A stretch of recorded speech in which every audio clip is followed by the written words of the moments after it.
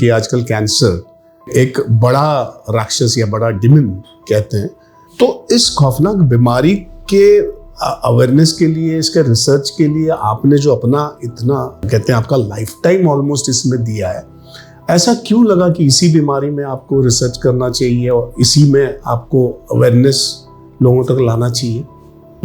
ये रिसर्च जब मैंने शुरू किया तब सिर्फ रिसर्च था। तब कैंसर के बारे में बहुत कम पहचान थी लोगों को, और आहिस्ता आहिस्ता जैसे मैं काम करती गई, लोगों को मिलती गई, फिर जैसे करियर में आगे गई, तो मुझे लगा कि बीमारी के बारे में अभी बहुत कुछ मालूम है, लेकिन लोगों के जो इसके बारे में गलत फहमियां हैं वो वैसे की वैसी है। तो क्या होता है जब कोई आदमी सुनता है कि तुम्हें कैंसर है, तो सबसे पहले शॉक, डर, गुस्सा, लोगों को मालूम नहीं होता कि कहाँ जाए। जो भी अभी हम जानते हैं वो बस पिछले 60-70 साल का है। जब मैंने पढ़ाई करनी शुरू की तब हमें ये पता नहीं था कि कैंसर क्यों होता है। होता ये है कि उसमें से शरीर सेल्स तो मरती भी है, फिर से जीवित होती है, यानी कि रिप्रोडक्शन, उनको भी पुनर्निर्माण करना है। लाइक बालों के जब झड़ते हैं तो दूसरा आ जाता है, या कभी जख्म हुई तो हम देखते हैं कि वहाँ पे वो सेल्स जाती है, नई स्किन आ जाती है, नई त्वचा। तो इस तरह से ये जो सेल्स है उनका एक कंट्रोल सेंटर होता है, उसे न्यूक्लियस कहते हैं। न्यूक्लियस में क्रोमोसोम है, और जिनको ये सब ठीक से पहचान करके लेना है, पढ़ना है, मेरी किताब में मैंने बहुत आसान करके लिखा है। ऐसे नहीं कि मैं यहाँ बोलूँ और सबको याद रख सके। मतलब मैंने भी पढ़ा है वो, सबसे मतलब उस पर तो आते ही है, क्योंकि आपने आम आदमी के लिए, सबके लिए इतना आसान तरीके से उसका वो सारा लिखा विश्लेषण किया है कि वो पढ़ने में भी बड़ा रस आता है। बराबर। नमस्कार, कैसे आप लोग? उम्मीद करता हूँ कि आपका स्वास्थ्य बड़ा अच्छा है, आप लोग बिल्कुल स्वस्थ हैं। मैं इसलिए बात कर रहा हूँ क्योंकि आज का जो हमारा विषय है वो स्वास्थ्य से जुड़ा हुआ है। और स्वास्थ्य मतलब मैं ऊपरी स्वास्थ्य की बात नहीं कर रहा हूँ। ये ऐसी बीमारी है जिसको सुनते ही या जिसको अपने घर आते ही हम डर जाते हैं, खौफ हो जाता है, और बिल्कुल हम सिंक हो जाते हैं कई बार। ये हमने देखा भी है, सुना भी है, क्योंकि आसपास ये होता रहता है। जी हाँ, मैं कैंसर की बात कर रहा हूँ, और ये ऐसा विषय है जिसमें बहुत गहराई में आम तौर पे जाना नहीं चाहते हैं लोग, लेकिन ये इसमें जाना बहुत ज़रूरी है, इसका ज्ञान मिलना बहुत ज़रूरी है, और इसका एक सही तरह का पर्सपेक्टिव मिलना बहुत ज़रूरी है। इसलिए इस बार हम बड़े आम पे लाए हैं सुलोचना जी, सुलोचना गवांदे, जिनको हम प्यार से सुलू दीदी कहते हैं, सुलू जी कहते हैं। इन्होंने बहुत रिसर्च किया है, बहुत, जब से वो 19 साल की थी, यंग थी, तब से इन्होंने रिसर्च किया, इस पे बहुत काम किया है, इस पे PhD हासिल की है, और US में ये रहती हैं, और US में जो बहुत सारे तज्ञ हैं इस पे जो काम कर रहे हैं, उनके साथ भी काम करती हैं, और आज वो एक अथॉरिटी बन गई है इस विषय पे। इन्होंने कई किताबें लिखी हैं, और वो किताबें अगर आप पढ़ो तो इतना सही तरीके से, बहुत आसान तरीके से आपको पर्सपेक्टिव्स मिलते हैं, जो आपके आम जिंदगी में आपको इसको अप्लाई भी कर सकते हैं, और आपको लगता है कि अरे इसको एक सही तरीके से, सही पर्सपेक्टिव से हैंडल भी किया जा सकता है। तो उसमें 2 फेजेस हैं, एक तो प्रिवेंशन का फेज है और दूसरा क्योर का फेज है। तो ये दोनों फेजेस में इन पे बहुत काम किया है, इन्होंने लिखा है। तो आप हम इन्हीं से जान लेते हैं और डीपर और सही तरीके से कि ये बीमारी क्या है, क्यों होती है, और इसको कैसे हैंडल किया जाता है। तो आइए मिलते हैं सुलू दीदी से, सुलू जी से।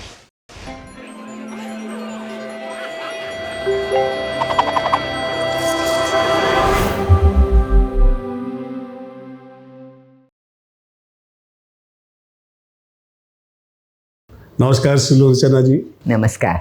हमें खुशी है कि आप हमारे बड़े आम में वक्त दे पाएं। लोग आपको प्यार से सुलू दीदी कहते हैं, है ना?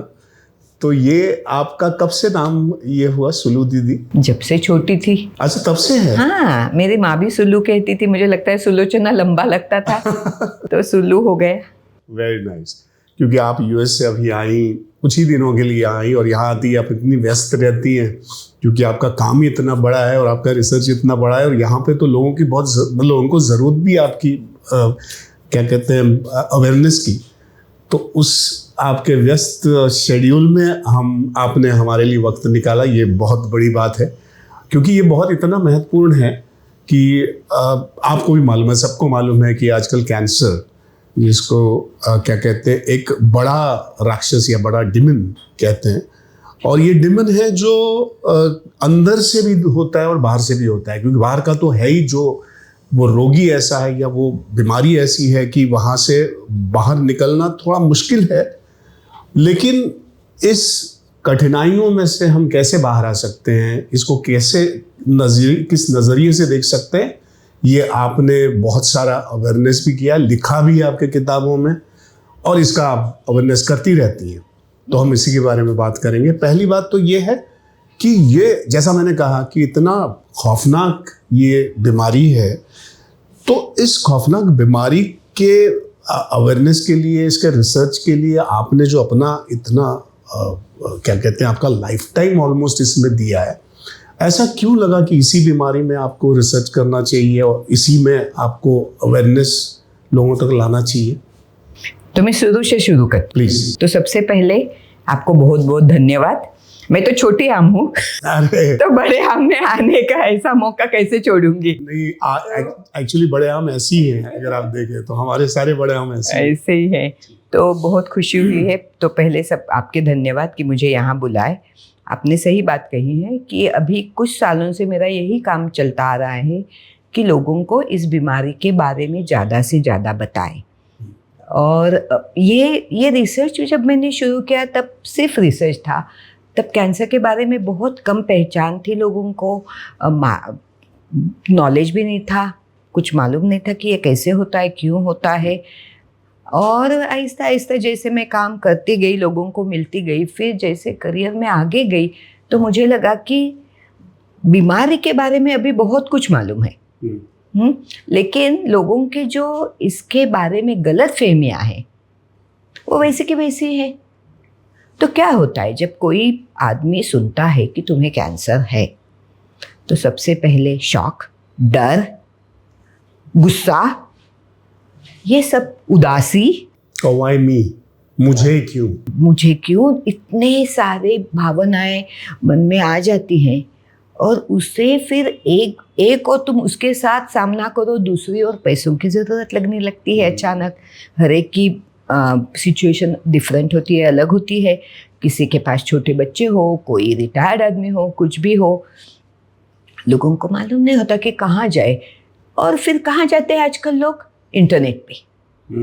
हाँ, तो इंटरनेट पे तुम जाओ और अगर तुम कैंसर क्लिक करो तो with in a fraction of second, यानी कि हम हमारे पुराने क्या कहते हैं वेदों में वगैरह, हाँ, काल की गिनती जो करते थे उसमें एक निमिष करके है जी। वो मुझे लगता है सेकंड से 18 गुना छोटा है। हाँ, तो एक निमिष में तुम्हें लाखों रिजल्ट्स मिल जाएंगे। फिर उसमें से सच क्या है और झूठ क्या है, उसमें से हमें क्या पढ़ना है। अभी कैंसर कितने टाइप के है संदीप, पता है? एग्जैक्टली तो मुझे 200, कम से कम 200। तो इसमें से हर एक, अभी आप कहें कि स्तन का कैंसर है, उसमें भी 4-5 अलग अलग प्रकार है, विभिन्न प्रकार है। फिर उसमें स्टेजेस है, हाँ, और फिर जैसे कि हर एक आदमी अलग होता है, वैसे उनका रिस्पॉन्स, वो किस तरह से इस बीमारी को काबू में ला सकते हैं, बीमारी को फाइट कर सकते हैं, वो भी अलग हो जाता है। तो एक आम आदमी पढ़े तो क्या समझे, कुछ नहीं समझ सकता। और बहुत सारे लोगों को ये भी नहीं पता कि ये हुआ कैसे, क्यों हुआ है। आपने कहा why me, but why, even before that just say why, exactly, क्यों हुआ, ये किसको पता होता है? नहीं होता। तो इसलिए मैंने सोचा कि मैं लोगों को इसके बारे में बताऊं, क्योंकि मैं जब से छोटी थी, मैं टाटा अस्पताल के नज़दीक रहती थी। वो नायगांव का एरिया है, वहाँ पे काफ़ी गरीब लोग मिलकर, वर्कर्स वगैरह रहते थे, काम करने वाले लोग। तो वहाँ मुझे ऐसे स्टोरी टेलिंग, कथा सुनाने की आदत हो गई कि इन सब औरतों लाइक मुझे पहला है सबसे पहले एक बार हुआ था जब मिल्क कुकर आया ना, ये सीटी क्यों बजती है?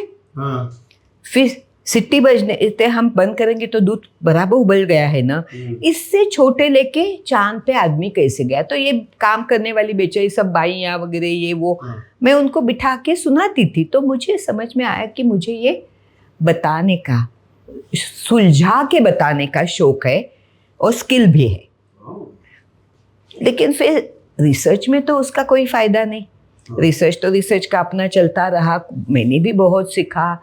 और जैसे मैंने कहा कि हमारी अभी जो जानकारी है कैंसर के बारे में उसमें इतनी तरक्की हो गई है, तो फिर मैंने सोचा कि नहीं, इसको कुछ करना चाहिए। और आपके विले पार्ले के ही पानवलकर साहब है जो महाराष्ट्र टाइम्स में थे, उन्होंने मुझे कहा, हाँ एडिटर थे, तो उन्होंने कहा कि तुम लिख सकती हो। तो मैंने मराठी में आर्टिकल्स लिखने शुरू किए। तो शुरू में मैं लोगों के बारे में लिखती थी। मुझे लगा कि जो मैंने लोग देखे, क्योंकि मैं जब काम करना शुरू किया तब मैं सिर्फ 19 साल की थी। तो ये सब जो मैंने देखा टाटा अस्पताल में और जगह, तो उसका गहरा असर हुआ मेरे ऊपर। तो पहले 2-3 आर्टिकल्स थे मैंने लोगों के बारे में लिखे। फिर मुझे ईमेल आने शुरू हो गई, डॉक्टर हमें बीमारी के बारे में बताओ, हमें कुछ पता नहीं है। और फिर मैंने इजिप्ट में जो पहला कर्करोग का निदान मेंशन है कि पहले हुआ है, वहाँ से लेके आज से सबसे प्रगत टेक्निक तक पूरा मैंने लिखा। ये जो पहला निदान हुआ इजिप्ट में, ये लगभग कब हुआ होगा? 3000 साल पहले। पैपिरस में जो लिखा हुआ मिला है 3000 साल पहले। 3000 से ज्यादा। उसका उगम तब से है? हाँ, तब मालूम था। जैसे कहते हैं कि ये सबसे पहला रिकॉर्ड है। उसके पहले भी शायद मालूम होगा, लेकिन लिखना कहाँ मालूम था। लेकिन पैपिरस पे लिखा है, तो उन लोगों ने कहा है कि वो स्तन का था, ब्रेस्ट का, और वो लोग उसको काट के निकालना, क्योंकि जब बाकी सब टेक्निक या एडवांस जो अभी प्रगत टेक्नोलॉजी है वो नहीं थी, तब जो बाहर बदन के ऊपर दिखाई दे वही कर्करोग लोग पहचानते थे। तो उसमें से एक स्तन का था। फिर बीच में बहुत ऐसा काल गया कि किसी को कुछ पता नहीं था, लगता था कुछ एक काला बाइल है शरीर में, बाइल माने पित्त, तो उसकी वजह से होता है। फिर ऐसे हुआ कि यूरोप में वगैरह ये सभी जगह में धार्मिक वजहों से शरीर का विच्छेदन नहीं कर सकते थे। अच्छा, ऑपरेशन नहीं, ऑटोप्सिस। जो आदमी मर गया तो इनको शरीर की रचना क्या है, कैसे अभी आप हैरान हो जाएंगे सुन के, लेकिन माइकल एंजेलो जो बहुत ही मशहूर है कि उसने बहुत सारे, हाँ, तो वो रात में जाके सब सो जाए तब शमशान में जाके सीखता था, निकालता था शरीर मरा हुआ और उसके ऊपर सीखता था। तो ये सब रिसर्च बंद हो गया था। और फिर 1800 साल से तो मुझे लगता है इसका फिर से शुरू हो गया। नॉट जस्ट कैंसर नहीं, सिर्फ सभी मेडिकल जो टेक्नोलॉजी वैद्यकीय, तो वो शुरू हो गया आहिस्ता आहिस्ता। फिर एक्सरेज मिल गए, फिर हमें ये समझ में आ गया कि जर्म्स यानी बैक्टीरिया, जीव जंतु क्या होते, माइक्रोस्कोप्स आ गए, एक एक हम समझने लगे खून क्या होता है, खून में क्या पेशियाँ होती है, क्योंकि माइक्रोस्कोप। तो ये तो एक एक करके चला। जब मैं क्लिनिकल एनालिसिस उसका शुरू, खुद को समझना, और अभी भी हम वहाँ पहुँचे नहीं है, अभी भी बहुत सारा सीखना बाकी है। तो जो भी अभी हम जानते हैं वो बस पिछले 60-70 साल का है। जब मैंने पढ़ाई करनी शुरू की तब हमें ये पता नहीं था कि कैंसर क्यों होता है। तो आप मतलब इसी पे आते हैं कि कैंसर एक्चुअली होता कैसे है? कैसे होता है? तो अब हमारा शरीर है, बदन, ट्रिलियंस ऑफ सेल्स, ट्रिलियन अगर गिनना चाहो तो मुझे लगता है एक एक करके 13 बरस चले जाएंगे इसमें। इतना बड़ा नंबर है, इतनी सारी पेशी माने सेल्स हमारे शरीर में है। शुरू होता है एक माँ और एक पिता का एक एक सेल मिलके जो शुरू होता है, उससे ये इतना, हर एक प्राणी में यही होता है। तो ये जो सेल्स है उनके अपने अपने काम होते हैं, वो जो काम ठीक करेंगे तभी अपना शरीर चलता रहता है। होता ये है कि उसमें से शरीर सेल्स तो मरती भी है, फिर से जीवित होती है, यानी कि रिप्रोडक्शन, उनको भी पुनर्निर्माण करना है। लाइक बालों के जब झड़ते हैं तो दूसरा आ जाता है, या कभी जख्म हुई तो हम देखते हैं कि वहाँ पे वो सेल्स जाती है, नई स्किन आ जाती है, नई त्वचा। तो इस तरह से ये जो सेल्स है उनका एक कंट्रोल सेंटर होता है, उसे न्यूक्लियस कहते हैं। न्यूक्लियस में क्रोमोसोम है, और जिनको ये सब ठीक से पहचान करके लेना है, पढ़ना है, मेरी किताब में मैंने बहुत आसान करके लिखा है।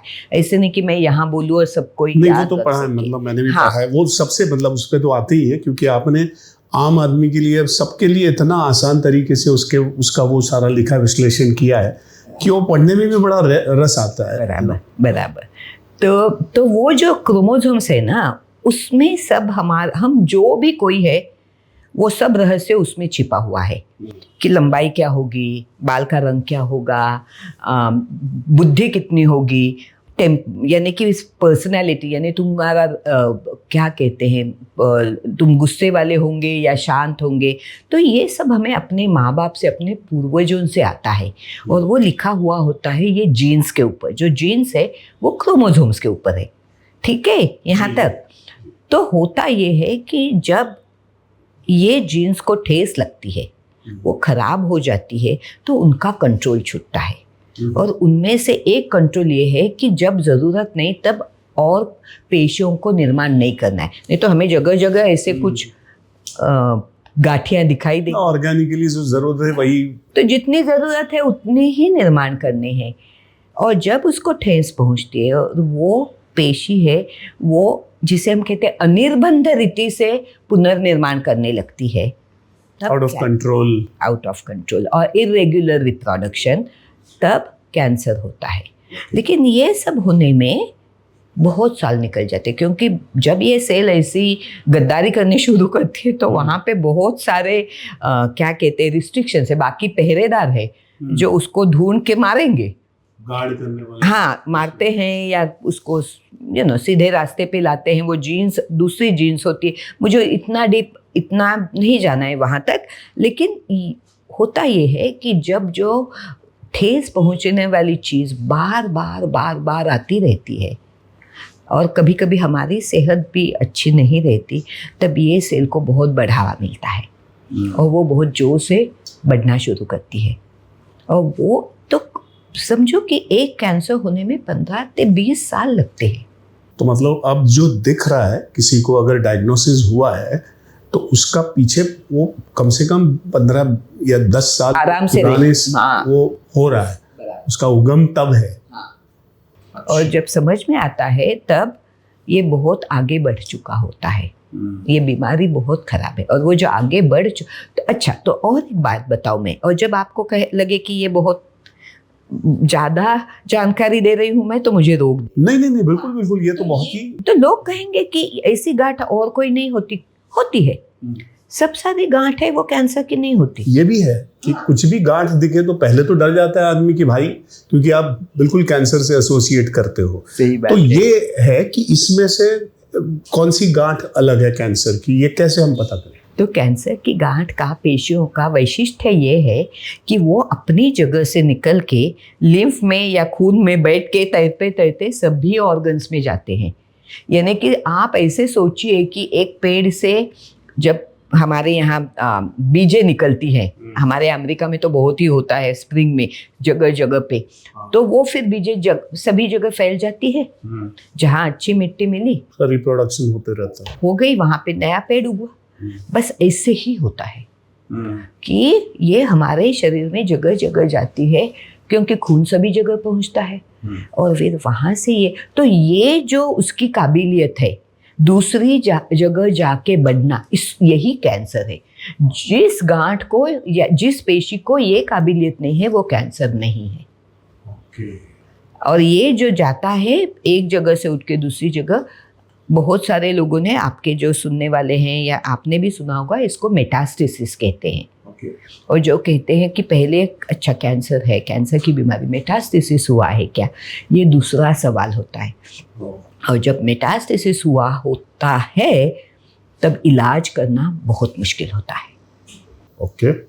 और दुर्भाग्य की बात यह है कि हमारे यहाँ ज़्यादा से ज़्यादा लोग मेटास्टेसिस होने के बाद ही डॉक्टर के पास जाते, उसके पहले उन्हें पता नहीं लगता। क्योंकि हर एक गांठ ऐसी नहीं होती कि बहुत बड़ी होके फिर ही मेटास्टेसिस हो जाए। और जब छोटी गांठ होती है और ऐसे कोई जगह ऐसे इस तरह से छिपी है कि उससे हर रोज के दिनक्रम में, हर रोज के व्यवहार में कोई तकलीफ नहीं हो, तो कैसे पता चलेगा? फिर से मैंने मेरी किताब में लिखे हैं कि कैंसर के सर्वसामान्य लक्षण क्या है, किन चीज़ों से डरना चाहिए, किससे। क्योंकि ऐसे नहीं है कि जैसे आपने अभी सही कहा कि कुछ भी देखा बदन पे तो पहली बात, अरे बाप रे मुझे कैंसर हुआ है क्या? तो ये ऐसे नहीं होता। लेकिन कभी कभी ऐसे भी होता है कि हो सकता है कैंसर, तो कैसे पहचाने? हमें एकदम डर भी नहीं जाना, पैनिक भी नहीं होना। इसलिए मैंने कुछ गाइडलाइंस दिए हैं।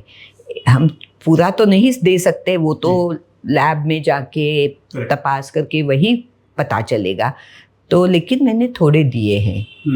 तो ये तो जैसे आमतौर पे मतलब बिफोर यू आप क्या कहते हैं एनालिसिस या टेस्ट तो जाने से पहले ऐसा कुछ आप पहचान सकते हैं कि ये कैसे क्या होता तो एक तो है कि कोई भी गांठ दिखाई दे, औरत में स्तन की गांठ हो या आदमियों में प्रोस्टेट में पेशाब करने में तकलीफ हो वगैरह, ऐसी कुछ हो, या यहाँ कुछ, या कभी कभी ग्रॉइन को कैसे डिस्क्राइब करेंगे आप कि ग्रॉइन में जब गांठ आती है, बहुत बार लिम्फोमा की गांठ वहाँ पे, तो ऐसे कुछ गांठ हाथ पे लगे ना, तो एक बार तपास करना जरूरी है। बट उससे आगे भी क्या होता है कि अभी जो आंतड़े यानी कि कोलोरेक्टल इंटेस्टिन, उनका कैंसर, उसमें जब हम संडास करते हैं तो उन लोगों को खून निकलता है या दुखता है, ये सबसे पहले दिखने लगता है, तो उसको देखना चाहिए।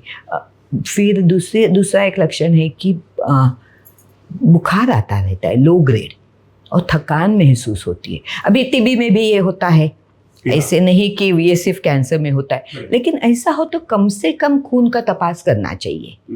और बच्चों के भी मैंने सब लिखे हैं कि बच्चों में इसके लिए कैसे देखना चाहिए, क्योंकि बच्चे तो बाहर जाते हैं, भीगते हैं, कुछ भी खाते हैं, उल्टी करते हैं, बुखार आता है।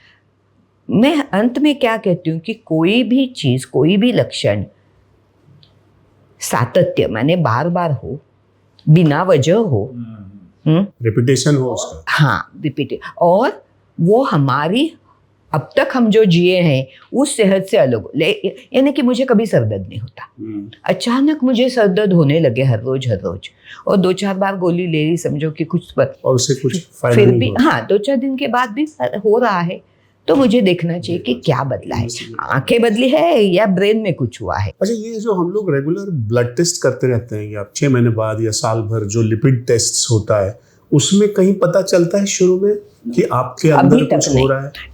एक्सेप्ट एक खून का कैंसर छोड़ के आपको ज्यादा करके उसमें कुछ नहीं पता चलेगा। अच्छा। क्योंकि अभी वही चल रहा है। आप हम थोड़ा आगे जाएं तो कि लोग कहते हैं इतनी डरावनी बीमारी है, इसको हम पहले क्यों नहीं डिटेक्ट, क्योंकि बैक मैं अभी और पीछे जाती हूँ थोड़ी, 1 मिनट। तो कैंसर ये हुआ कि कैंसर क्या है, वो कितनी भयंकर बीमारी है।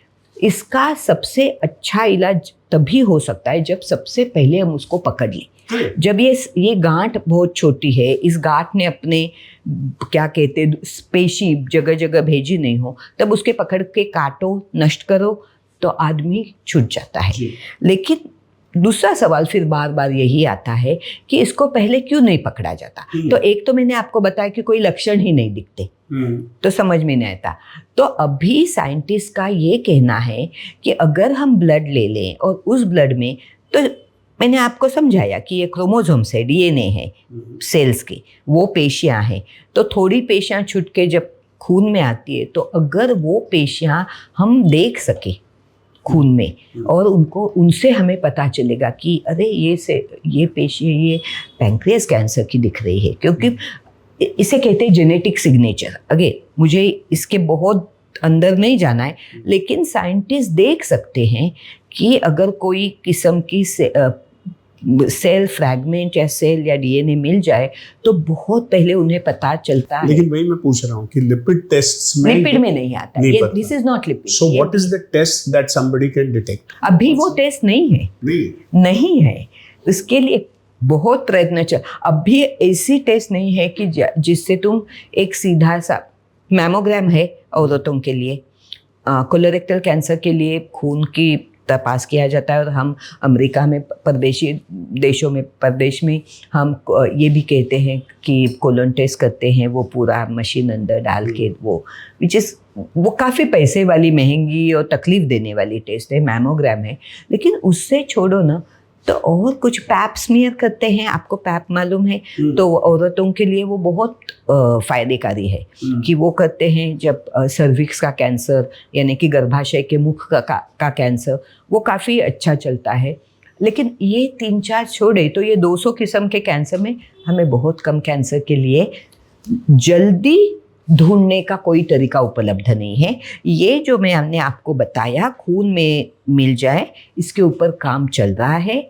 जब इसका रिजल्ट्स आएंगे, FDA देखेगी और उसको अप्रूवल देगी, तो शायद वो मिल सकता है, उससे बहुत लोगों का फायदा हो जाएगा। जैसे अभी हम कह रहे हैं कि पुरुष और स्त्री में ये दिख जाता है या उसके लक्षण दिखने लगते हैं, पर आजकल तो बच्चों में भी लक्षण दिखते हैं। तो ये बच्चों में क्यों हो रहा है? और इसका अब सवाल, उसका एक्सटेंशन ये है कि इसका प्रमाण क्यों बढ़ गया है कैंसर? नहीं, प्रमाण मुझे लगता नहीं बच्चों के कैंसर का प्रमाण बढ़ा है। लेकिन आपने जो ये सवाल पूछा, ये बार बार आता है, इसलिए मैंने मेरे पुस्तक में पूरा एक प्रकरण डाला है कि मुझे हमेशा ये सवाल आता है कि मैडम आप तो कहते हैं कि ये तो बहुत सालों की गंदी आदतों से, यानी कि वो पेशी के ऊपर बार बार आघात होने से कैंसर होता है। तो बच्चे तो अभी जन्म हुआ है, 2-4 साल नहीं, और उनको कोई गंदी आदत नहीं होती, तो उनको ये हमेशा आता है। इसलिए मैंने एक पूरा प्रकरण डाला है, क्योंकि इसका जवाब आसान नहीं है। लेकिन मैंने क्या किया है पता है संदीप, जो भी आज का नॉलेज है, जानकारी है, वो बहुत सच बताई है। मैंने ऐसे कहीं पे भी कुछ नहीं, और ढाका भी नहीं है। हाँ, और ढाका भी नहीं। सोचो ना, एक तो ऐसे है कि ये बहुत भयंकर रोग है। हाँ, दूसरी बात ऐसी है कि इसकी व्याप्ति बहुत विशाल है, तो विषय भी बड़ा है, बीमारी भी तो इसको कैसे करेंगे? हाँ, इसको आसान कैसे करें? लेकिन तुम्हारा सवाल तो बच्चों के बारे में, हम ये मानते हैं कि बस 10-15 गुना जो बच्चों के कैंसर है, उसके लिए हमें क्या हुआ इसकी थोड़ा सा अंदाज़ा लगा सकते हैं।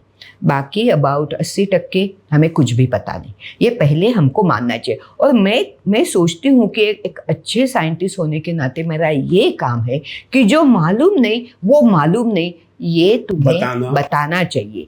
तुम ऐसे नहीं कहो कि और मिस्टिफाई मत। हाँ, मिस्टिफाई। और दूसरी बात ये है कि फिर लोग कुछ भी करते रहते हैं, क्योंकि गलतफहमियां बहुत हो जाती है ना समझी आ जाती है। नहीं, अब ये तो बच्चों का जाए तो बच्चों का इसके ऊपर 2-3 थियरीज है। तो उसमें से एक है कि जब ये एग तैयार होता है तब बहुत सारी डिविजन्स होती है, यानी कि when the foetus is forming, जब बच्चा बन रहा है माँ की पेट में, तो जो डिविजन्स है उसमें कभी कभी गलती हो सकती है। अच्छा, तब से? हाँ, तो तब से हो सकता है। कभी कभी ये भी हो सकता है कि जब वो माँ के पेट में पल रहा है अर्भक छोटा, तो वहाँ ऐसे हो सकता है कि कुछ खाने में वगैरह, हमें पता है कि अभी नॉक्शियस गैसेस, जहाँ कोई रिफाइनरीज हो वगैरह, कितने सारे लोगों ने, हमारे देश में नहीं मालूम लेकिन काफ़ी है, पानी में गलत केमिकल्स ये वगैरह हो सकती है। तो ऐसे समझो कि वो माँ को बेचारी को पता भी नहीं है कि यहाँ पे एक रेडियो एक्टिव सेंटर था और उसका हमारे पानी में मिलावट, ऐसे कई बातें हैं। लेकिन उसका सारांश ये है कि किसी वजह से अगर वो बच्चा जब डेवलप हो रहा है पेट में, तब उससे कुछ ऐसे हो गया आघात, तो उसमें से, क्योंकि ये बहुत जोर से, बहुत कैसे कहते, बहुत स्पीडीली सेल डिवीजन होती रहती है ना, तो तब उसमें नुकसान होने का ये क्या कहते हैं, नुकसान होने की शक्यता बहुत ज़्यादा है। तो वो एक हो गया। फिर भी कुछ लोग बोलते हैं कि एक इस चीज़ से नहीं होगा, बाहर आकर भी कोई दूसरा आघात होना चाहिए। लेकिन आज जो मालूम है ना, बस इतना ही मालूम है। ये मैं तुम्हें सबसे, और जिन लोगों को इसके बारे में ज़्यादा जानकारी करनी है, जरूर मेरा पुस्तक पढ़े, क्योंकि उसमें मैंने न केवल कैंसर क्यों होते हैं इसके बारे में लिखा है, लेकिन ये भी लिखा है कि अभी FDA यानी कि जो सबसे बड़ा नियामक मंडल है, जो सब ड्रग्स को अप्रूवल देता है अमेरिका में, उन्होंने 10-12 साल पहले ये भी शुरू किया कि जो क्लिनिकल ट्रायल होती है, जिसके आधार पर ये देखा जाता है कि ये दवा काम की है कि नहीं, तो उन्होंने कहा कि जो दवाई बड़ों के लिए प्रमाणित हो गई है वो बच्चों को नहीं दे सकते, बच्चों के लिए अलग क्लिनिकल ट्रायल्स करनी चाहिए। और वो हमारे लिए, जब मैं काम करती थी, बहुत बड़ी जिम्मेदारी हो गई, चैलेंज हो गया। लेकिन उनकी बात इतनी सही है, क्योंकि उन्होंने कहा कि बड़ों का शरीर और बच्चों का शरीर बहुत, फिजियोलॉजी अलग है, शरीर अलग है। और दूसरा ये है कि अगर बच्चों का ये भी करना चाहिए कि उनको ऐसी कोई ठेस नहीं पहुँचे कि उससे वो ठीक से उनकी बाढ़ नहीं हो, लंबाई नहीं हो, या लड़की हो तो वो बच्चा नहीं पैदा कर सके, लड़का हो तो उसको वो बाप नहीं बन सके। ये सब भी तो देखना पड़ता है, क्योंकि ये सब डेवलपमेंट है, विकसित होता है शरीर, वो इसी बच्चों का इसी उम्र में होता है। तब तुम्हें कीमोथेरेपी जैसे जहर कैसे दे सकते हो? तो ये कोई भी चीज़ यहाँ जाओ तो बहुत आसान, जटिल है, बहुत जटिल है, बहुत मुश्किल है, लेकिन लोग काम करते रहते हैं। तो ये बड़ा अच्छा है कि आप, जैसे हम बात भी कर रहे हैं, लोगों को मालूम भी है कि इतने कॉम्प्लिकेशंस, इतना गूढ़ है, इतना मिस्टीक है ये रोग, और उसको आपने बहुत सही तरीके से, सिंपल सटीक तरीके से आपने अपने किताब में, और आप उसका अवेयरनेस भी उसी तरह कर रही हैं कि भाई इस पे मतलब वो ना जितना सिंपल हो के इसको समझो, और जो हाथ में आ रहा है वो लेके चलो, नहीं आ रहा है उस पर अभी भी काम हो रहा है। तो ये वाला है। तो अब इस पे ना कई एज यू सेड मिस्टिकली देखा भी जाता है, कई अलग अलग, मतलब अदर देन द क्या कहते हैं मेडिसिन्स, इसको अलग तरीके से, अलग क्या कहते हैं अल्टरनेटिव थेरेपीज हैं। तो ये अल्टरनेटिव थेरेपीज क्या सही में काम करती हैं? तो आपने कहा साथ साथ कर सकते हैं। हाँ। यानी कि कीमोथेरेपी लेते हुए कोई योगा करे, मेडिटेशन करे, तो उनमें से उन्हें सुकून मिलता है। अच्छा खाए पिए और कुछ करे, यानी कि बहुत सारे अल्टरनेटिव में डाइट, न्यूट्रिशन का भी कोई हिस्सा रहता है, उसमें से फ़ायदा होता है क्योंकि तब शरीर इतना कमज़ोर होता है कीमोथेरेपी लेके या और ट्रीटमेंट करके, कि इस सब से उन्हें मानसिक स्वास्थ्य मिलता है, शारीरिक थोड़ी ताकत मिलती है, कदाचित थोड़े रेजिस्टेंस भी मिलता है। लेकिन ये कोई भी, इसमें से एक भी थेरेपी कैंसर को ठीक नहीं कर सकती। The word is cure, okay, CURE, विच हम लोग बहुत संभाल के इस्तेमाल करते हैं, क्योंकि इसको पूरी तरह से गार्ड देना ये बहुत मुश्किल बात है। और मुझे लगता नहीं कि आज तक किसी भी अल्टरनेटिव थेरेपी ने ये दिखाया है। तो मुझे जब लोग आके पूछते हैं तो मैं कहती हूँ कि देखो, आपको करना है, मुझे कोई हैसियत नहीं है, लेकिन आप ये सोचना कि पहले डॉक्टर से पूछना चाहिए कि अगर हम ये करें तो उससे हमारी जो थेरेपी चालू है उसके ऊपर कोई बुरा असर नहीं है। दूसरा ये है कि आप खुद पे जानते हैं कि कितना खर्चा इसके ऊपर कर सकते हैं, क्योंकि इस बीमारी में ना पूरा परिवार नष्ट हो जाता है। यानी कि एक्सपेंसेस बहुत ही ज्यादा हैं, जो आम आदमी को दुखी भी होते हैं, रूटीन भी बदल जाता है, बार बार अस्पताल जाना, ट्रीटमेंट लेना, ये वो। और तीसरा है कि पैसे की बहुत तंगी हो जाती है। ये तो मैंने सब टाटा अस्पताल में देखा है। तो इसकी वजह से मैं कहती हूँ कि आप सोच के ये करना। और चौथी बात यह है कि कभी कभी लोगों की अपेक्षाएं बहुत बढ़ जाती है कि अभी मैंने ये व्हीट जम पी लिया, अभी मेरा कैंसर चला जाएगा। थोड़ी देर तक सकारात्मक वृत्ति अच्छी रहती है, लेकिन अगर ये बदल गए और उसकी वजह से फिर उन्हें बाद में जब फिर से बीमारी आए तब मानसिक नैराश्य आ जाए, तो वो भी बात अच्छी नहीं है। तो ये हर एक को सोचना चाहिए। आप सीधा जवाब है कि अल्टरनेटिव थेरेपी से कैंसर ठीक हो जाता है, क्योर हो जाता है, नो, NO, कभी भी मैंने देखा नहीं। और इसी डेटा ही नहीं है ऐसा नहीं, लेकिन मैंने मेरी किताब में एक चैप्टर डाला है, मराठी में मैं कहती हूँ कैंसर चमत्काराने बरा होईल का।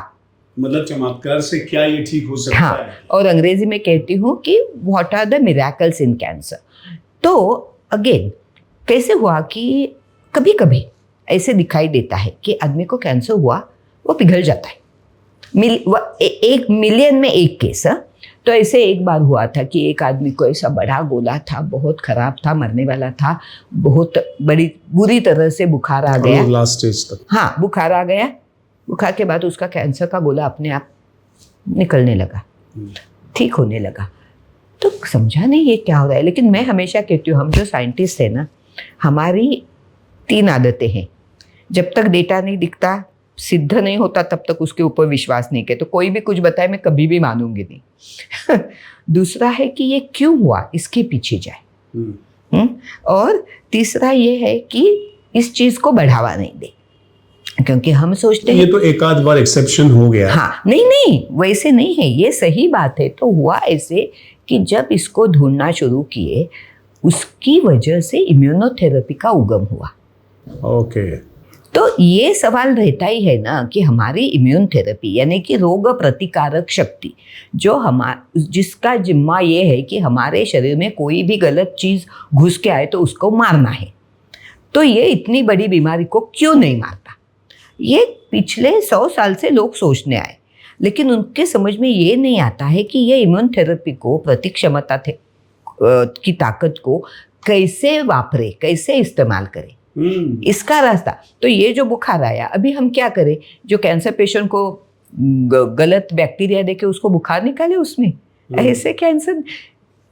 तो ये करते करते समझ में आ गया कि ये जो सेल्स है कैंसर की, वो अपने बाहर एक ऐसा कवच बनाती हैं जिसकी वजह से उन्हें जानना और उनको नष्ट करना इम्यून थेरेपी के लिए बहुत मुश्किल हो जाता है। और फिर से मैं बताती हूँ, ये सब मैंने बहुत आसान करके लिखा है कि शरीर, ये कैंसर बीमारी कितनी चालाक है कि वो कैसे छिपके रहती है। और ये जब पता चला तो फिर ये उसके जो रिसेप्टर है उसको पकड़ के उसके खिलाफ दवाई बनाई गई। और अभी इम्यूनोथेरेपी यानी प्रतिक्षमता थेरेपी जो सबसे आधुनिक उपचार समझे जाते हैं, और हमारे अमेरिका के प्रेसिडेंट थे कार्टर, जिम्मी कार्टर, उनको मेलानोमा यानी कि त्वचा का कर्करोग हुआ था और उनको मेटास्टेसिस हुआ था और वो बहुत वृद्ध थे, तो ऐसे लगा कि अभी उनकी बहुत उम्र नहीं, उनको इससे ट्रीटमेंट दी गई ये प्रतिक्षमता थेरेपी से, और अभी भी 15 साल, मुझे लगता है 12 साल बाद वो जिंदा है। अभी सभी का ये नहीं होगा। मुझे बताने का मतलब ये है कि जब तुम किसी भी चीज़ को जाके छान के देखते हो तो उसमें से कुछ साइंटिस्ट के लिए हाथ में आता है। उन साइंटिस्ट ने ऐसे नहीं सोचा कि इस आदमी का कैंसर बना हो गया, वाह ये क्या बहुत ऊपर की देन है, ये कोई दैवी चमत्कार है, ऐसे होंगे, ऐसा नहीं हो, दैवी चमत्कार है, ऐसे नहीं तो ये इम्यून थेरेपी, इम्यून सिस्टम की वजह से हुआ है। उसका भी एक साइंटिफिक रीजन है। जब बुखार आया ना, तब उसकी इम्यून सिस्टम, प्रतिक्षमता शक्ति उद्दीपित हो गई और उसने फाइट किया। लेकिन ये कैसे, इसका ड्रग कैसे बनाए? एक आदमी में हुआ, ऐसे दूसरे आदमी में कैसे दोहरा है, कैसे रिपीट कैसे? ये दोहराना ये बहुत मुश्किल बात होती है। तो ऐसा ड्रग बना है जो इम्यून सिस्टम के दो तीन नहीं, ज्यादा ही ड्रग्स है अभी, पेम्ब्रोलिज़ुमैब वगैरह जो मैंने कहा प्रेसिडेंट कार्टर को दिए, इससे भी लोग आगे गए। तो ये जो प्रतिक्षमता थेरेपी है उसमें अपने खून के टी सेल्स, टी माने टाइगर, वो सेल्स बहुत ज़्यादा काम करती है। तो ऐसे हुआ 10-11 साल पहले, एक छोटी लड़की थी 8-9 साल की, उसको खून का कैंसर हुआ था, बहुत बुरी हालत थी, ज़्यादा जीने वाली नहीं थी।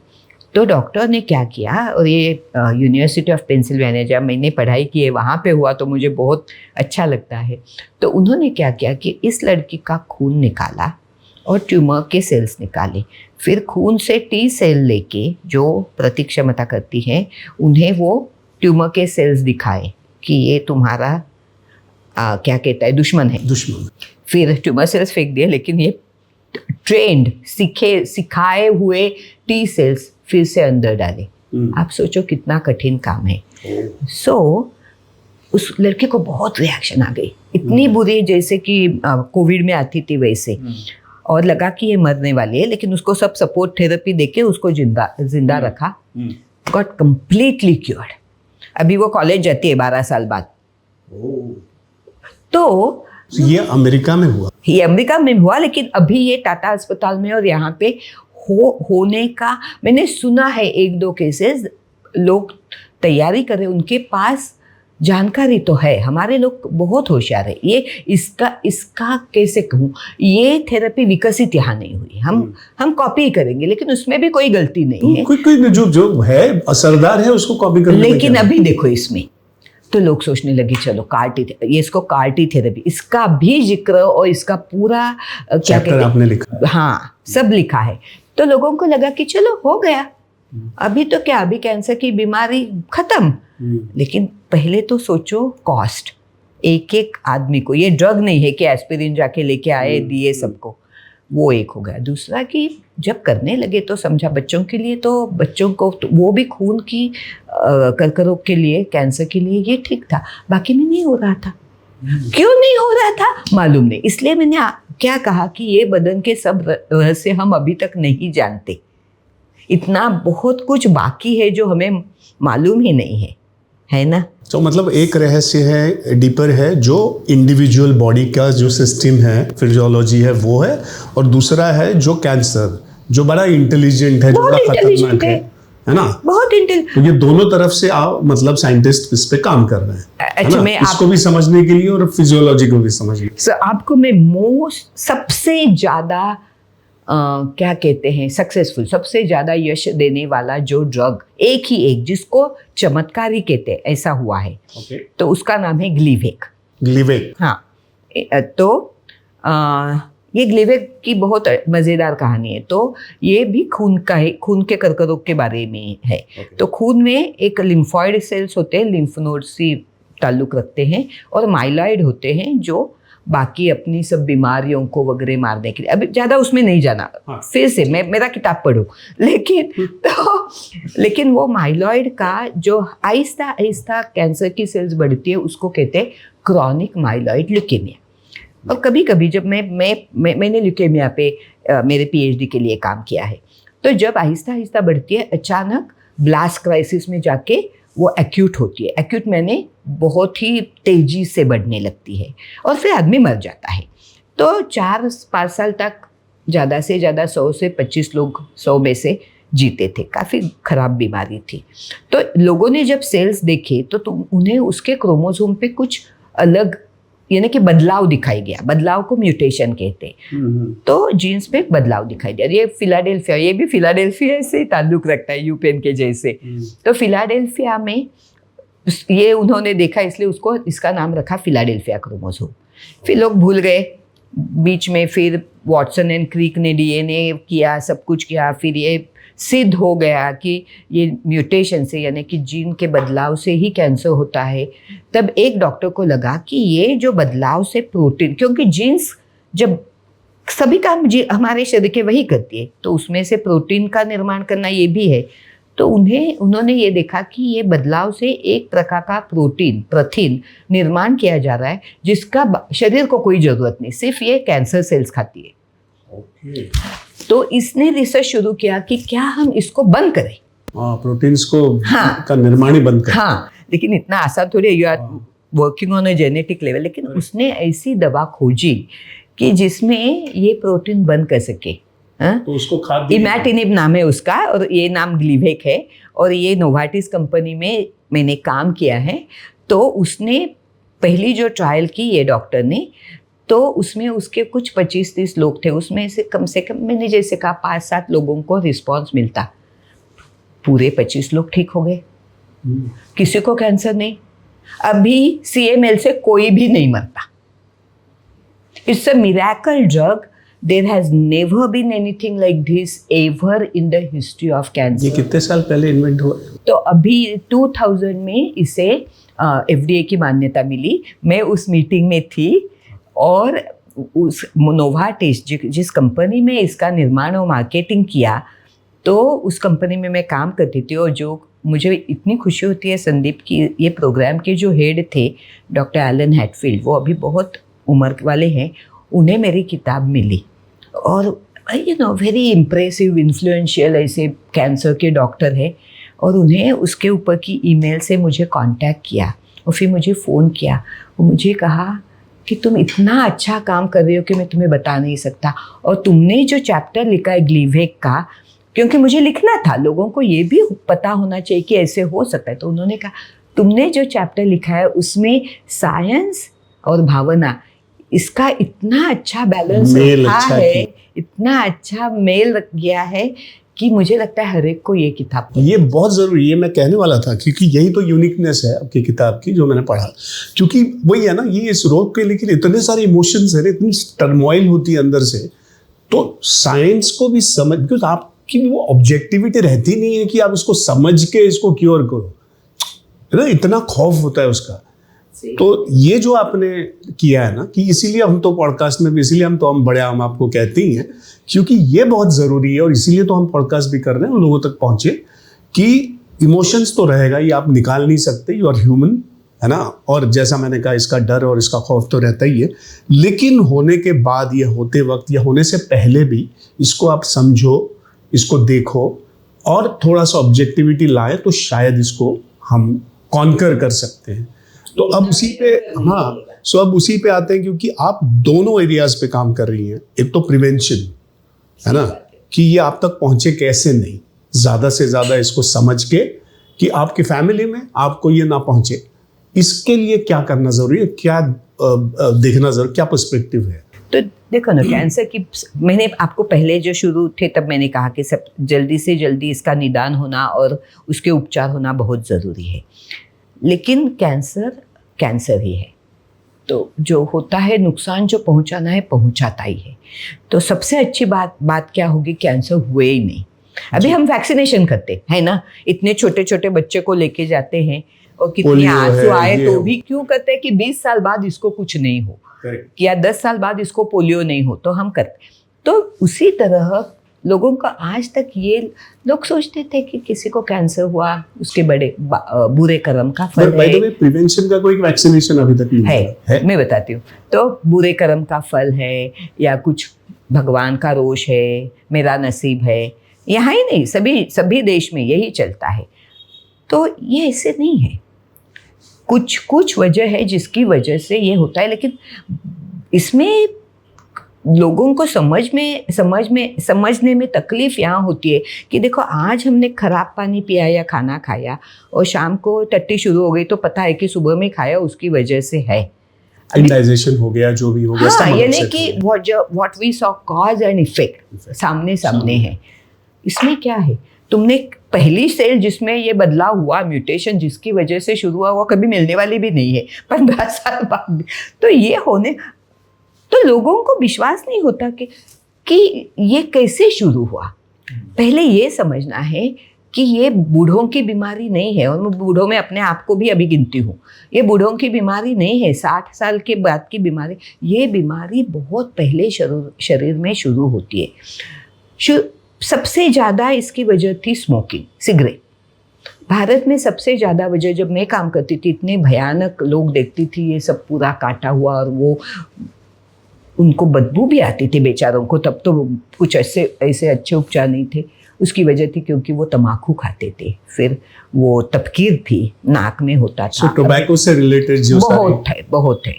लेकिन अभी ऐसे हुआ है कि 2 चीज़ें सबसे ज़्यादा, तो मुझे लोगों को बताना है कि सितंबर के काल निर्णय में पीछे मेरा लेख है प्रिवेंटेशन पर, मराठी में है, कि कैंसर को कैसे टाला जाए, कैंसर के बारे में। तो उसमें मैं कहती हूँ कि प्रकृति की जीवन पद्धति, यानी कि ये तुम्हारा नेचर है, नसीब में लिखा हुआ है कि ये तुम बदल सकते हो। जीवन पद्धति यानी कि जीवन शैली, लाइफस्टाइल। तो अभी ये हुआ है कि अमेरिका जैसे देश में स्मोकिंग तो दिखता ही नहीं है, पढ़े लिखे लोगों में बहुत कम हुआ है, लेकिन जिन लोगों ने किया है वो लोग अभी जिंदा है, तो इसीलिए अभी तक, जैसा मैंने कहा 20 साल के बाद तक आ सकता है, तो वो लोगों का दिखाई दे रहा है, औरतों का दिखाई दे रहा है, क्योंकि औरतों ने स्मोकिंग बाद में शुरू किया। लेकिन अभी सबसे ज़्यादा कैंसर किस वजह से हो रहा है आप सोचेंगे नहीं? क्योंकि निष्क्रिय जीवन पद्धति, लोग हिलते फिरते नहीं हैं, फिट नहीं रहते हैं, वजन बहुत बढ़ रहा है। दूसरी बात, बहुत जोर से CDC कह रही है कि दारू से, दारू पीने से कैंसर होता है। पिछले 5 साल से इसके ऊपर बहुत रिसर्च चल रहा है। अभी इतने कल का न्यूयॉर्क टाइम्स, 2 दिन का, कल का नहीं 2 दिन पहले, उन्होंने कहा, एक साइंटिस्ट तो इतना चिढ़ गया, उसने कहा the risk of cancer increases from the first drop of alcohol person drinks. और कहते हैं, तो बीच में रेड वाइन का बहुत एडवर्टाइजमेंट मार्केटिंग हुआ था कि रेड वाइन पीने बड़ा से, हेल्दी है, हाँ, एडल्ट तो बड़े लोगों में, बड़े माने एडल्ट्स, रेड वाइन से फायदे होते हैं। सब झूठ, सरासर झूठ है। अल्कोहल से कभी भी किसी का कुछ भी अच्छा नहीं होने वाला, क्योंकि जो पीने वाले को थोड़ा मजा आता है वो छोड़ के, बाकियों को आता है कि नहीं मुझे पीने वाले को बहाना चाहिए पीने। हाँ, बस। और मुझे तो पीने वाला देख के भी नहीं मजा आता, तो उसको खुद को आता हो। मैं देखो संदीप, मेरा काम ये है कि जो फैक्ट्स है वो आगे रखे। मैं किसी को सलाह नहीं दूंगी कि तुम यूं करो, लेकिन मुझे बस ये कहूंगी कि जो तुम्हें हो रहा है वो तुम्हारे कर्म का फल है। और कर्म माने तुमने जो अपने आप को किया है, नॉट स्पिरिचुअल कर्म, समझे ना? तो मैं, और उसके बाद में मैं कहती हूँ, जो तुम मराठी हो तुम समझोगे, जोजे वांछील तोते लाहो। मैं किसी को और इससे ज़्यादा नहीं बताऊँ, क्योंकि ये दारू के ऊपर मुझे लोग इतना सताते हैं, इतना प्रतिरोध करते हैं कि नहीं, ठीक है, अगर तुम, मेरे पास डेटा है, मैं डेटा के बगैर कभी नहीं बोलती।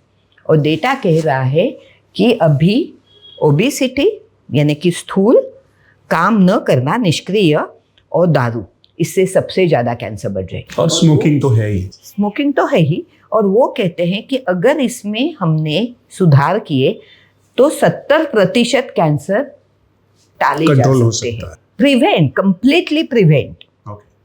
There are still about 10% which come because of genetic problem, जैसे हमने बोले कि माँ बाप से होते हैं, और उसके ऊपर संशोधन होता रहेगा कि अगर ये पहले से पता चले कि किसी की फैमिली में हो वगैरह, कैसे टाले जा सकते हैं। और समझो कि एक 15-20% ऐसे है कि जो इतनी सारी हमारे शरीर में पेशी है, तो ये जब दुगुनी होती जाती है तो कभी कभी मिस्टेक्स होती है, एरर्स, गलतियाँ होती है।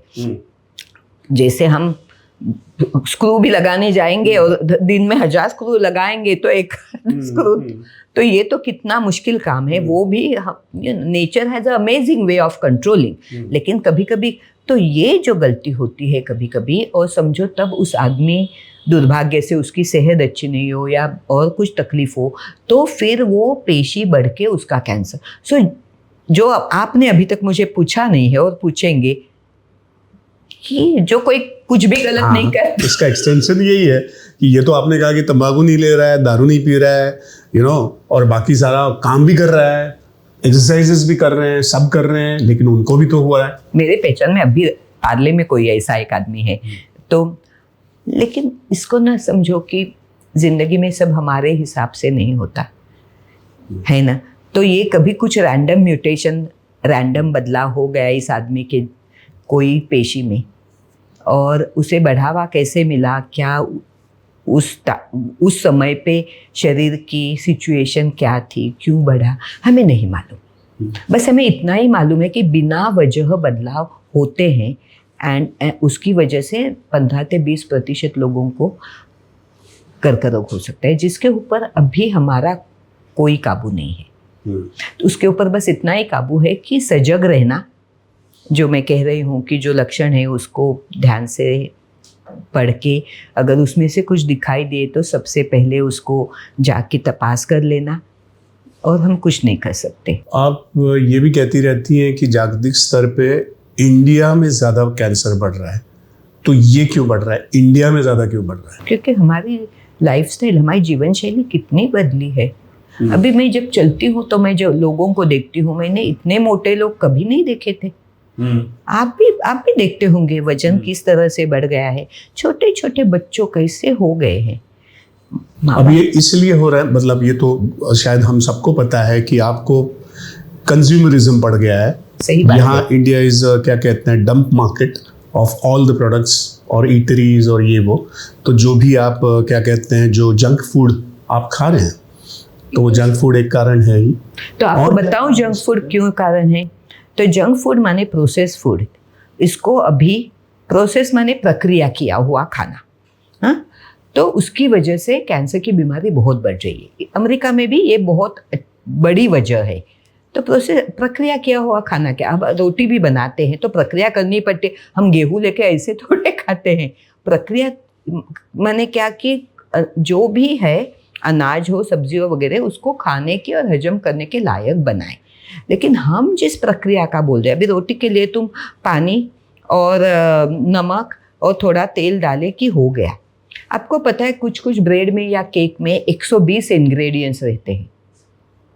हाँ, तो ये सब इतना ज़्यादा जाता है, फिर उसमें शक्कर, नमक ये भी बहुत ज़्यादा पड़ता है। हाँ, फिर अच्छा रहना चाहिए। अभी तुम ही मुझे कहो कि जो पोटैटो चिप्स कहलाते हैं उसमें कितना पोटैटो होगा? आलू है उसमें कि तेल ही तेल है, फिर नमक है, फिर शक्कर है। इससे दो गलतियां होती है। एक, ये खाने से ये शक्कर वगैरह ये सब इसमें से शरीर के जो स्त्राव होते हैं अंदर के, जो हमें अच्छे लगते, सुदृढ़ रखते हैं, निरोगी या हेल्दी रखते, उनके ऊपर असर होता है। दूसरी बात ये होती है कि जब हम ये ज़्यादा खाएं तब हम अच्छी बातें, चीज़ें कम खाते हैं। माने कि जो खनिज, मिनरल्स, विटामिन्स, प्रोटीन ये सब की ज़रूरत है वो नहीं खाते हैं। वजन तो बढ़ता है क्योंकि कैलोरीज है, लेकिन ये फोफला वजन है, इसमें से हमारा शरीर मजबूत नहीं होता और आपकी इम्यून सिस्टम तगड़ी नहीं होती, उसकी वजह से इनफैक्ट वीक हो जाती है। तो ये हमने आज तक सुना है कि मोटापे से या ऐसा कुछ जंक फूड खाने से या मोटापे से डायबिटीज़ होता है, शुगर हो रहा है या ब्लड प्रेशर हो रहा है, ये सब सुना है, लेकिन कैंसर क्यों होता है? तो होता यूँ है कि ये जो फैट बढ़ता है, मोटापा आता है, वो फैट से आता है, वो मेद कहते हैं हम। ये मेद की पेशी होती है, वो चुपचाप बैठने वाली नहीं है। तो उनमें से कुछ स्राव निकलते रहते हैं, लाइक ग्रोथ हार्मोन जैसे, या पेशी को उद्युक्त करने वाले, और ये जगह जगह जाके ऑर्गन्स को, वहाँ की पेशी को उद्युक्त करते बढ़ने के लिए। तो ये दिखाई दे रहा है कि इसकी वजह से यूटेरस का, गर्भाशय का कैंसर बहुत बढ़ रहा है, स्तन का कैंसर बढ़ रहा है। लेकिन अभी बात बुरी ये हो रही है कि कभी कभी ये मेद की सेल्स जाके हमारे लिवर में बैठती है और लिवर को ख़त्म करने लगती है, तो फैटी लिवर, और उसमें से भी कैंसर होता है। तो अभी ऐसे लगता है कि सबसे ज़्यादा लिवर कैंसर, जो बहुत भयानक रोग है, भारत में होगा। तो लोगों को ये समझना चाहिए कि अच्छा, हम जो कोलोरेक्टल कैंसर माने इंटेस्टाइन कैंसर हमारे यहाँ कभी नहीं होता था, क्योंकि हम लोग, भारतीय लोग, इतनी सारी सब्जियाँ, फल और धान खाते थे, फाइबर खाते थे ज़्यादा, तो हमें कोई तकलीफ नहीं थी। और अभी उसका प्रमाण भी बढ़ने लगा है क्योंकि हम वो खाते नहीं हैं। हमने अपनी ज़िंदगी, अपनी लाइफस्टाइल इतनी समय में, इतने छोटे समय में इतनी बदली है ड्रास्टिकली। और वो क्यों बदली मुझे नहीं मालूम। ये लत पड़ गई, मतलब ये होता है ना कि ये है, इसको अच्छा लग रहा है, मैं भी, मतलब it's become like a widespread fire in a वे।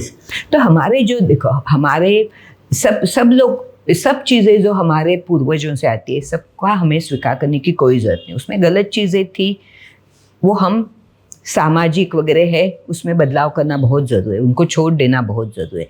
लेकिन ये खाने पीने की बातें थी ना, तो हज़ारों बरस इन लोगों ने क्या खाने से अच्छा लगता है, क्या खाने से बुरा लगता है, ये नोट करके कुछ नियम वगैरह बनाए थे कि बरसात आए तब तुम ये मत खाओ, इसलिए फिर उसका चातुर्मास कर डाला, और ऐसे करके कि इस सीज़न में ये खाओ, पर हजम करने में आसान रहता है, या उसमें ज़्यादा जर्म्स नहीं मिलेंगे।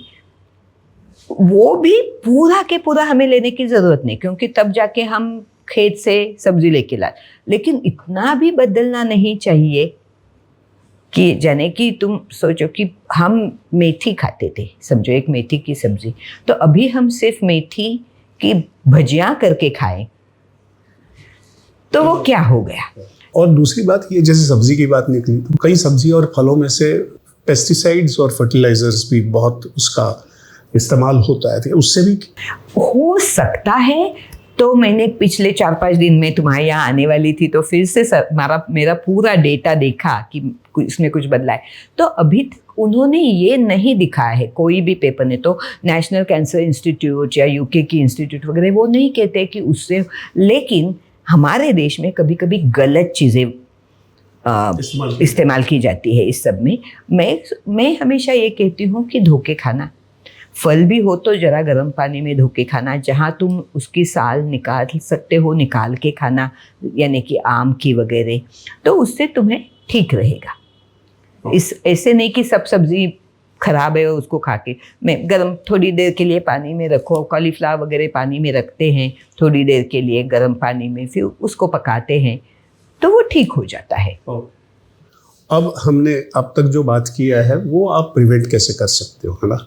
तो ये आपने जो कहा बहुत आसान है, मतलब आप जो भी आप जंक फूड है ये है, आप थोड़ा एक्सरसाइज करो, आपके क्या कहते हैं लाइफ में ऐसी कुछ चीज़ें ना जो हेल्दी है, जो भी है वो हो सकता है। So tobacco, lifestyle, alcohol, and then because obesity is also associated कि junk food, processed food. ये अगर हम टाल सकें या थोड़ा सा उसमें ला सकें, कंट्रोल में ला सकें। संदीप, तुमने पूछा था कि वैक्सीनेशन ना, हाँ। तो 2 है। एक है वो, इसको कहते हैं HPV। सो ये लड़की को या लड़के को 12 साल की उम्र में देता है। वो एक ही कैंसर ऐसे जो वायरस से एक दूसरे को जाता है।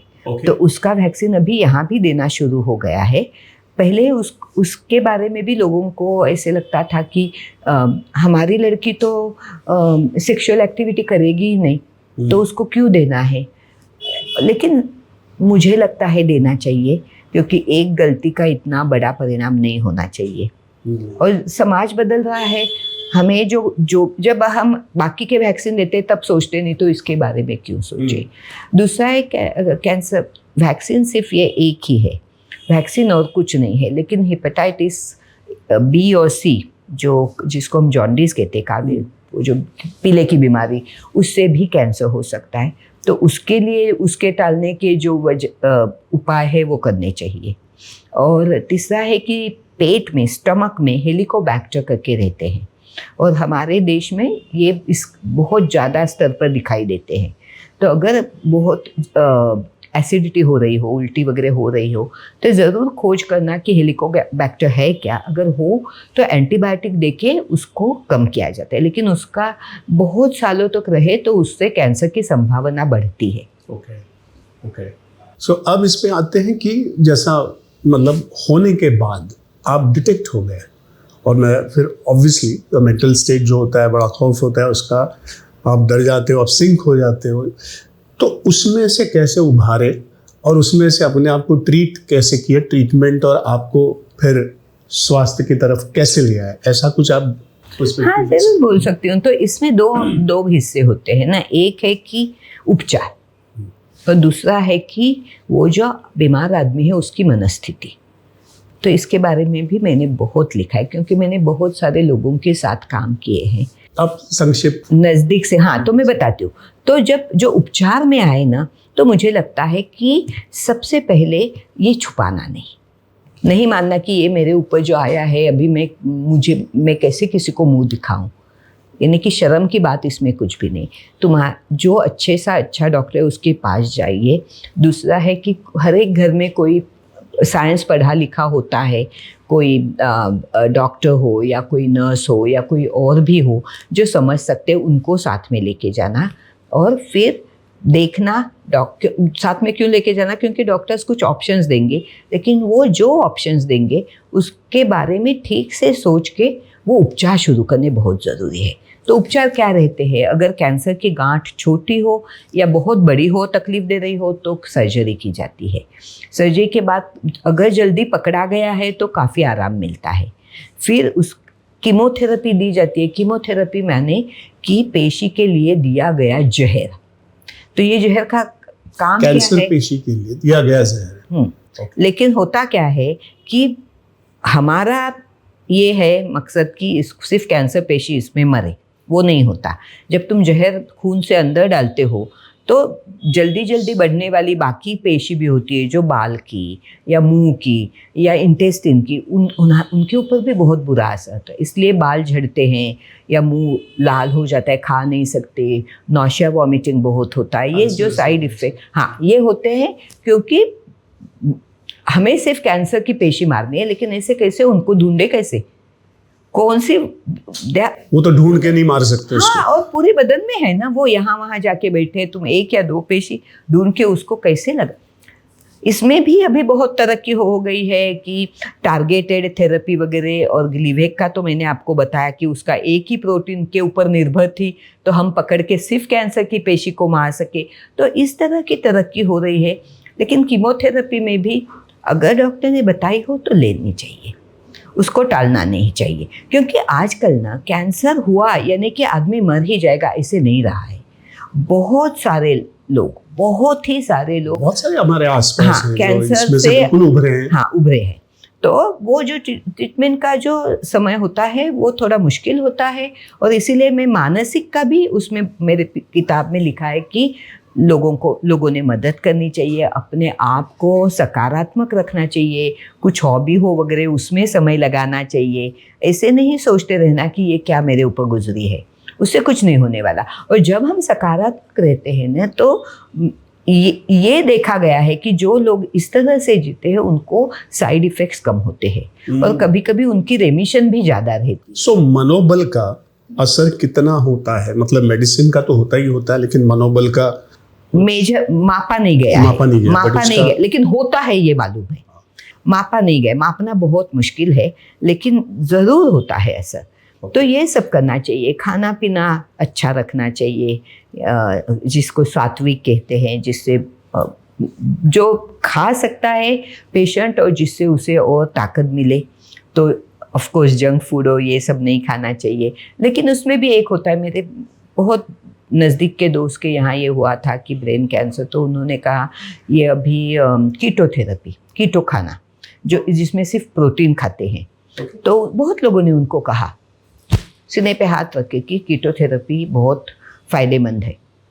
तो लेकिन मैंने जाके पढ़ा तो एमडी एंडरसन के जो ये प्रोग्राम के खुद डायरेक्टर है, उन्होंने कहा कि सबसे एक बड़ी गलतफहमी है कि कीटो से इन पेशेंट्स को फ़ायदा होता है। उन्होंने लिख के रखा है वहाँ पे।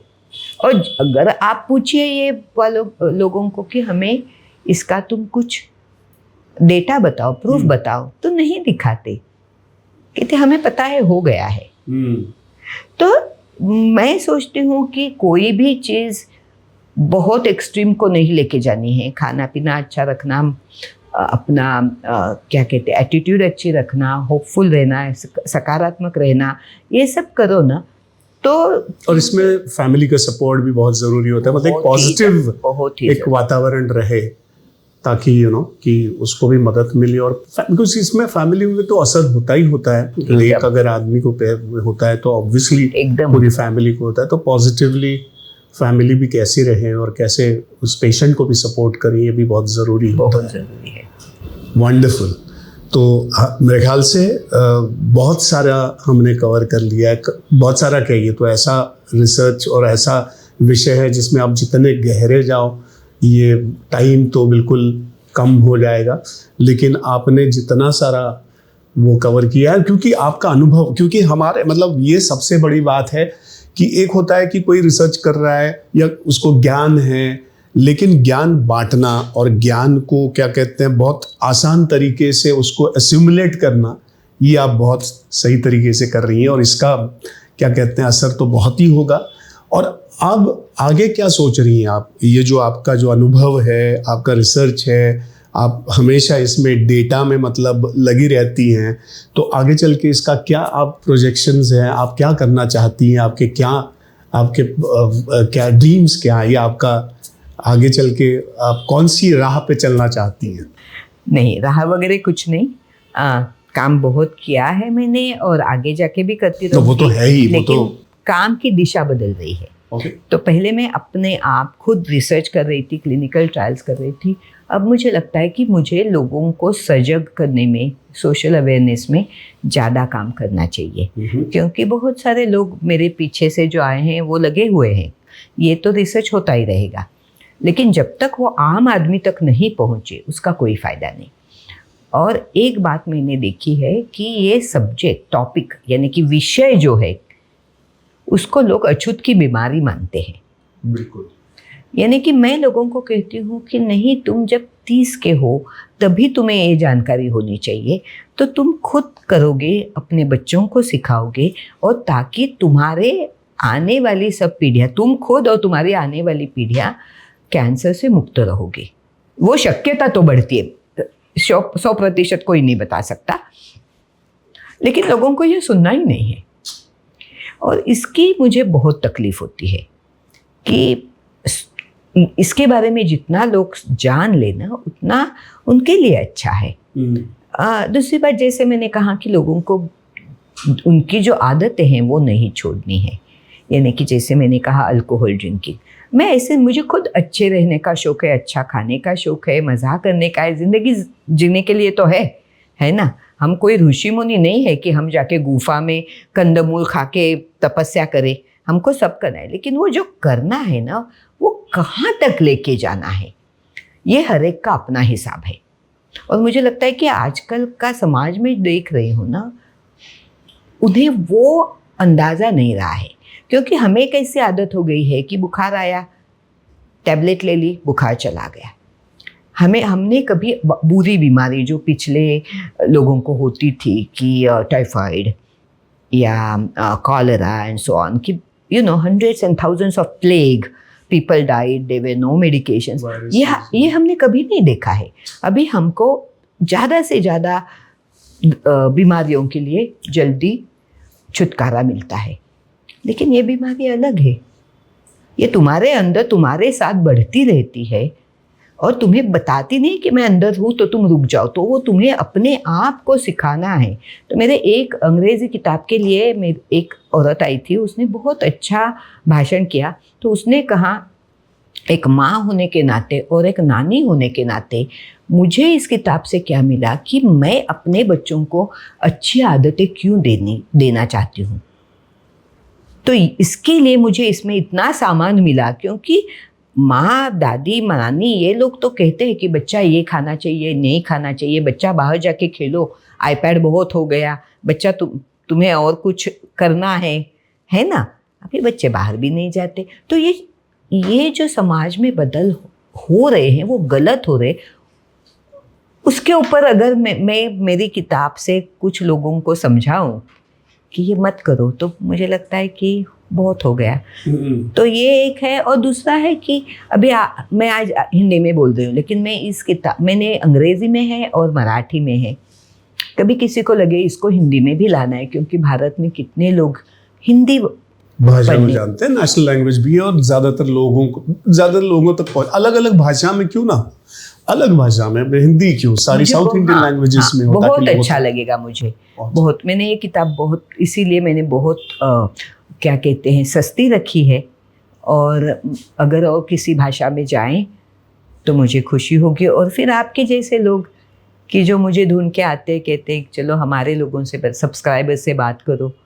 तो इतने सारे आपके 1000 सब्सक्राइबर है, उसमें से 10-15 लोगों को भी लगा कि नहीं, मुझे मेरे ज़िंदगी में कुछ फ़र्क करना है, मुझे ये तो हमारा भाग्य है। और मुझे लगता है हमारे सब्सक्राइबर्स का भी भाग्य है कि आप क्योंकि क्या है, मैं हमेशा कहता हूँ कि ना, कई लोगों के पास ज्ञान होता है, लेकिन वो ज्ञान बांटना जितना ज़रूरी होता है ना, उससे जो बढ़ता भी है और उससे जो फ़ायदा होता है, ये आप कर रही हैं। इसीलिए आप हमारी बड़े आम हैं। थैंक यू, अच्छा और लगा। बड़ा अच्छा लगा और बहुत ही अच्छा लगा। और अपना इतना सही तक मतलब आज जैसा हम बहुत इतनी गंभीर बीमारी के बारे में बात कर रहे हैं, लेकिन ऐसा नहीं लगा कि बहुत, क्योंकि आमतौर पे होता है ना, सुनने में भी बड़ा वो होता है कि यार कैंसर मतलब, लेकिन आप इतनी सही तरीके से इतना उसको मतलब उसको एक प्रकाश दिया है ना, ये बड़ा अच्छा लगा है। और ये प्रकाश बढ़ता रहे, बस यही चाहते हैं हम। Thank you very much. Thank you, नमस्ते। तो कैसा लगा आपको ये पॉडकास्ट, कैसी लगी ये बातचीत?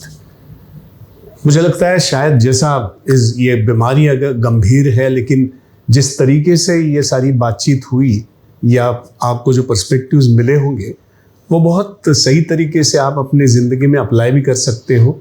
और अपनी फैमिली के लिए ये बहुत, अपनी सेहत के लिए ये बहुत सारा उपयोगी होगा, ऐसा हमें लगता है। और अगर आपको ऐसा लगा हो या आपको कुछ खास ऐसे पर्सपेक्टिव्स मिले हो या ऐसा आपको कुछ पूछना भी है और इसके अलावा, तो आप कमेंट में हमें पूछ सकते हैं। और प्लीज़ सब्सक्राइब करना मत भूलिएगा, क्योंकि जैसा मैंने कहा पहले भी, हम कहते रहते हैं, सारे पॉडकास्टर्स भी कहते रहते हैं कि सब्सक्रिप्शन जब बढ़ता है तब हमारा पॉडकास्ट बढ़ता है और हम और अच्छे बड़े आम को ऐसे पॉडकास्ट में ला सकते हो। देखते रहिए बड़े आम, शेयर कीजिए और सब्सक्राइब कीजिए। धन्यवाद।